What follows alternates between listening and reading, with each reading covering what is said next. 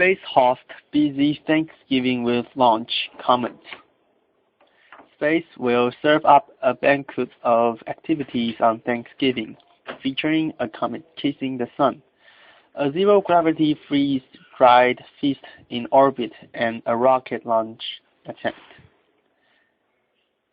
which was discovered a year ago, is making its first spin around the sun and will come the closest to the super hot solar surface at 1:37 p.m. EST. It may take a few hours before astronomers know if the comet survived its burst with the sun. If it survives, and maybe even if it doesn't, people in the northern hemisphere will have a good chance of seeing the comet or its remains in the first 2 weeks of December, just before sunrise and after sunset. It won't be visible with the naked eye on Thursday, but NASA has a fleet of telescopes training on ISON. For the 6 people on board the International Space Station, including American space astronaut Mike Hawkins and Ricky Mastrocchio, it's time for a traditional Thanksgiving feast. But don't expect them to be carving a scarlet bird.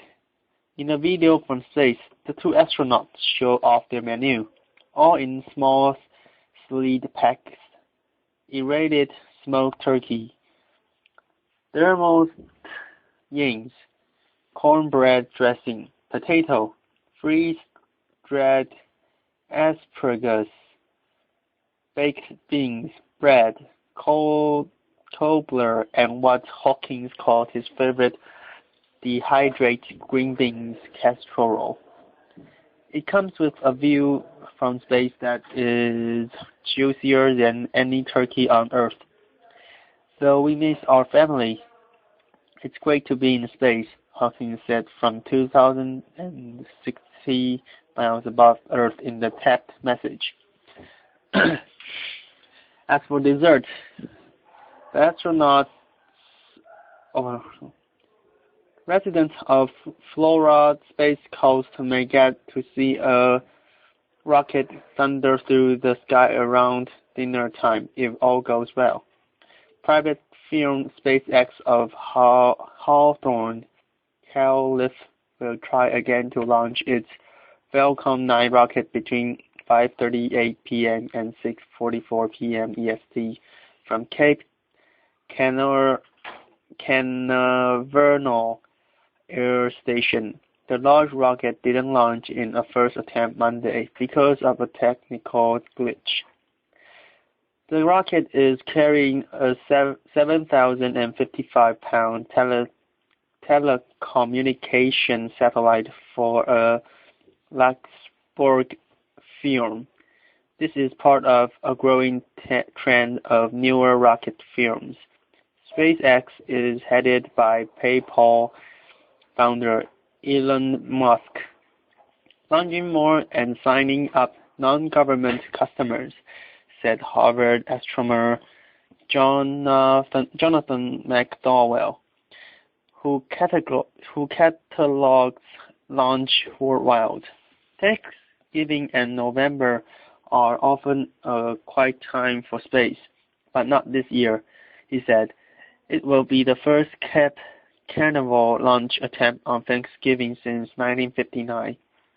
That one failed with the rocket exploded seconds after liftoff, according to McDowell. Ghost hunters burn down historic mansion. A group of ghost hunters has been arrested for illegal setting fire to a historic mansion near New Orleans, perhaps inspired by the hit sci-fi television series Ghost Hunters and its main imitators. The man climbed through a hole in the fence and broke into the Lebanon plantation house near the Mississippi River on November 21st. According to the St. Bernard Sheriff's Office, the men were looking for ghosts. Though nobody was harmed, the fire shines a light on the dark side of ghost hunting, a side that seems to be only gained in popularity. The mansion, built in the 1850s, had survived through many incarnations, operating as a boarding house, a hotel, and even an illegal gambling house. Though the mansion had been shuttered in recent years, its owner, the Eller and Joseph Murrock's Charitable Foundation, had planned to renovate the building. The New Orleans area has a rich history of ghosts, vaudeville, and mysteries. The Venue Plantation House is only one of dozens of Gothic mansions and plantation rumored to be haunted. Some are more famous than others, such as the Nistes Plantation north of New Orleans in San Francisco, a prime destination for ghost hunters that is said to be one of America's most haunted homes. Even so, it's hard to find a significant old plantation house in Louisiana that does not have at least one ghost story associated with it.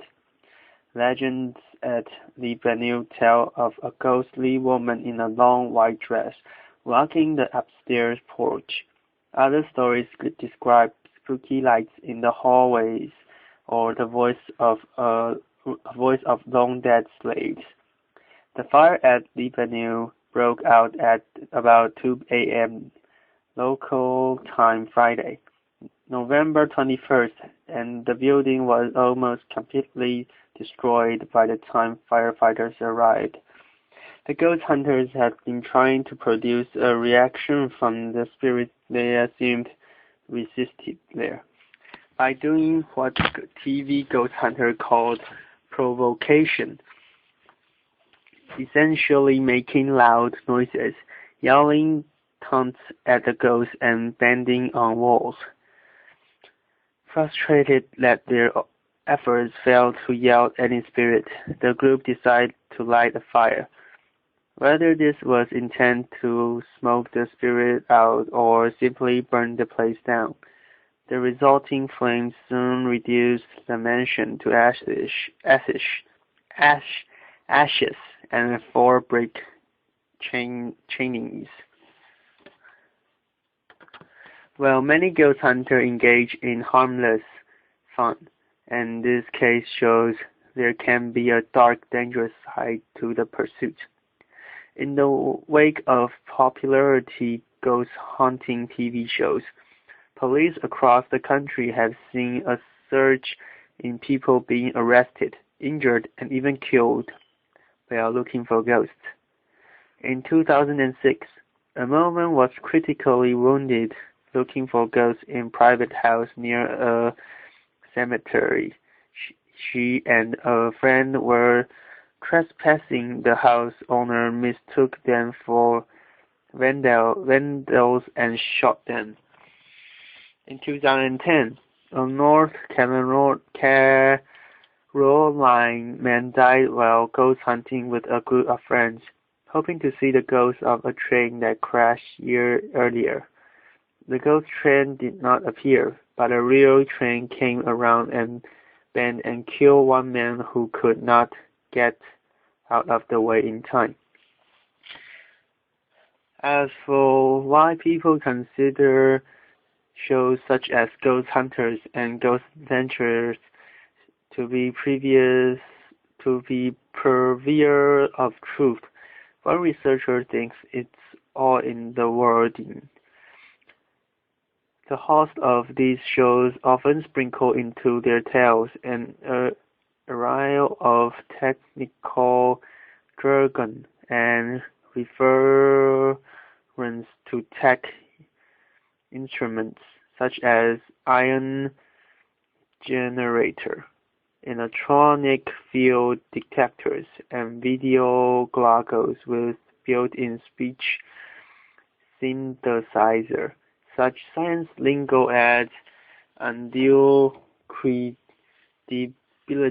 to paranormal investigators, said Paul Brewer, a professor of communication at the University of Delaware.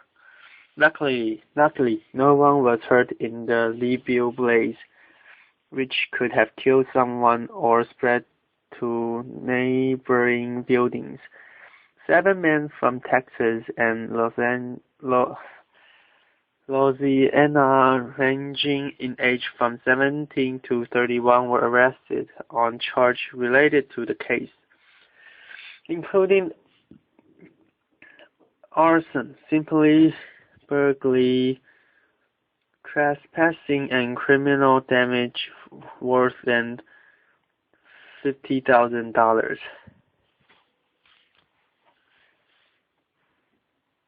Rare Diplodocus dinosaur sells for $650,000 at British auction. The skeleton of a Deinonychus dinosaur at roamed with what is now in the United States some 116 million years ago was sold for £40,000 to an unidentified public institution at an auction in Britain on Wednesday. Misty, as the dinosaur was nicknamed, will later be put on public display. The auctioneer said it was found by the teenage son of German dinosaur hunting Raymond Aldofer in Dana-Coral in Wyoming in western United States. The accumulator Summers Place auction declined to disclose any details about the buyer, who wished to remain anonymous. Finding a responsibly complete dinosaur cast of the size is extremely rare. Errol Fuller, a natural history expert and curator of the cell, told Reuters by phone from West Sussex in England. There are only few found by luck. The remains of the 17-meter female are among the few more or less complete skeletons of dinosaur lungs ever found. The son of the German came across Misty's frostly bones after their father sent them to hunt another area because they were distracting him from his own research. The children wanted to find their own bits and prize, so he sent them where he thought they might find a few fragments, but nothing real important. And they came back saying that they found this enormous bone, Fuller said. Since the discovery was made on private rather than federal land, it was possible for the Germans to remove the fossil from the United States. They were sent to Holland, where they were cleaned and assembled, and then to UK, where Misty was sold to the owner, who is about to take her to her new home.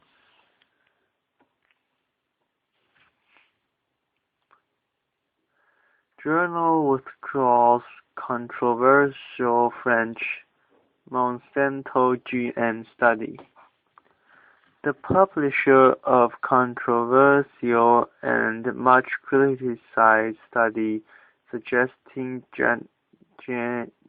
genetical modified corn caused tumor in rat has withdrawn the paper after a year-long investigation found it did not meet scientific standards. Read Elsevier Food and Chemical Toxicology Journal, which published the study by French researcher Gilles Serina in September 2012, said on Thursday the retraction was because the study's small sample size meant no definitive conclusion could be researched. This reaction comes after a thorough and time-consuming analysis of the published article and the data is reports along with an investigation into the peer review behind the article. The journal said in statements at the time of its original publication, hundreds of scientists across the world questioned surveillance research, which said rats feed Monsanto GM corn suffered tumors and multiple organ failure. The European Food Safety Authority issued a statement in November 2012, saying the study by Shirley, who was based at France's University of Caen, has serious defect in design and methodology and did not meet acceptable science standards. Within weeks of its appearance in the peer-reviewed journal, more than 700 scientists have signed an online petition calling on Serina to release all the data from his research. In its retraction statement, the Food and Chemical Toxicology Journal said that in light of these concerns, its too had required to review the raw data from the study.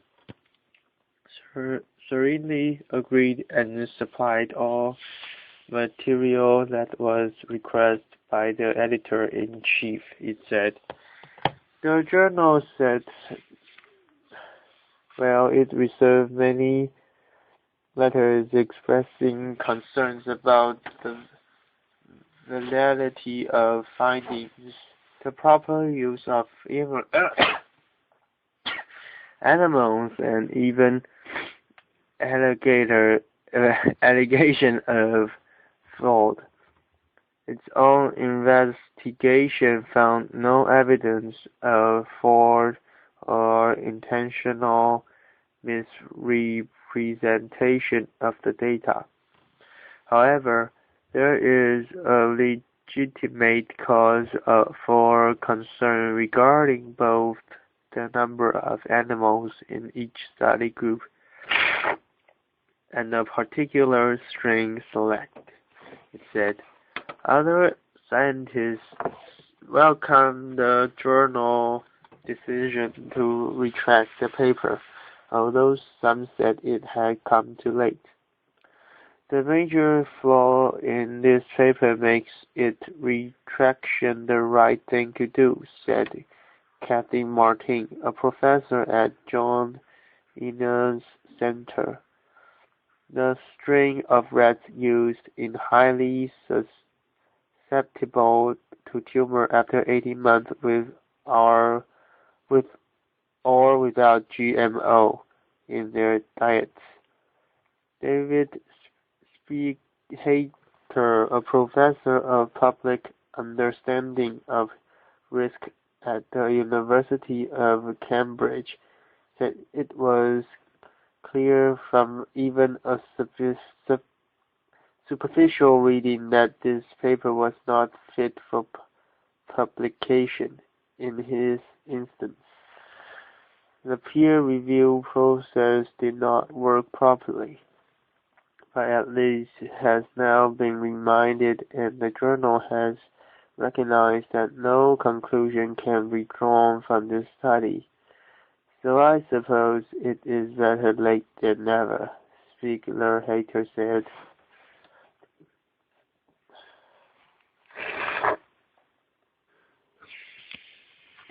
China sends warplanes into air defense zone. China said it sent warplanes into its newly declared maritime air defense zone days after the U.S., South Korea, and Japan all sent fighters through the airspace in broadening defense of rules Beijing said it has imposed over the East China Sea. China's Air Force on Thursday sent several fighter jets on an early warning aircraft on normal air patrol in the zone. The Xinhua agency reported, citing Air Force spokesman Shen Jing. The report did not specify exactly when the flights were sent or whether they had encountered foreign military aircraft. The United States, Japan, and South Korea have said they have sent military or Coast Guard flights through the zone without encountering any Chinese response since Beijing announced its surgeon last week. Shane described Thursday's flight as a defense measure and in line with international common practice. He says China's Air Force would remain on high alert and will take measures to protect the country's airspace. Chinese officials have said commercial flights are unaffected by the new rules, while China's surprise announcement last week announcing the zone initial raised some tensions in the region.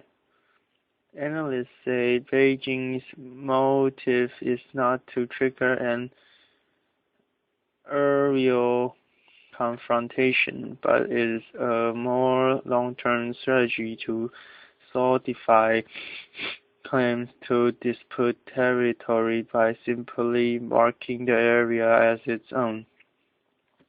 China's lack of efforts to stop the foreign flights, including two US B-55s that flew through the zone on Tuesday, has been an embarrassment for Beijing.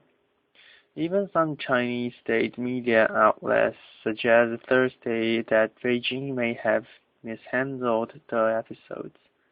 Beijing needs to reform its information release mechanism to win the physicology battle waged by Washington and Tokyo. The Global Times, a nationalist tabloid published by the Communist Party flagship People Daily, said in an editorial. Without prior notice, Beijing began demanding Saturday that passing aircraft identify themselves and accept Chinese instructions or face consequence in an East China season that overlapped a similar air defense identification zone overseen by Japan since 1969 and initially part of one set up by the U.S. military. But when tested just days later by U.S. B-55 flights, when Washington saying it made no effort to completely closely with China's rules and will not do so in the future. Beijing merely noted belatedly that it had seen the flights and taken no further action. South Korea's military said Thursday its planes flew through the zone this week without informing China and with no apparent interference. Japan also said its planes have been continuing to fly through it after the Chinese announcement, while the Philippines, locked in an increasingly bitter dispute with Beijing over South China Sea land, said it also was rejecting China's declaration. Analysts question China's technical ability to enforce the zone due to the shortage of early warning radar aircraft and in-flight refueling capability. However, many believe that China has a long-term plan to win recognition for the zone with a gradual ratcheting up of foreign and possibly also eventually enforcement action. With regard to activity within the zone, nothing will happen for a while, said Jun Tifiu Zhuer, a China expert at the University of Miami. Then the zone will become gradually enforced more strictly. The Japanese will continue to protest, but not much more to challenge it. That may wear down Japan and efficiently change the status quo, she said. The zone covers an area spanning about 1,000 kilometers from north to south, above international waters separating China, South Korea, Japan, and Taiwan. Alliance partner the U.S. and Japan together have hundreds of military aircraft in the immediate vicinity. Japanese commercial flights have continued to pass through the zone en route to destinations including Taiwan, Vietnam, and Hong Kong.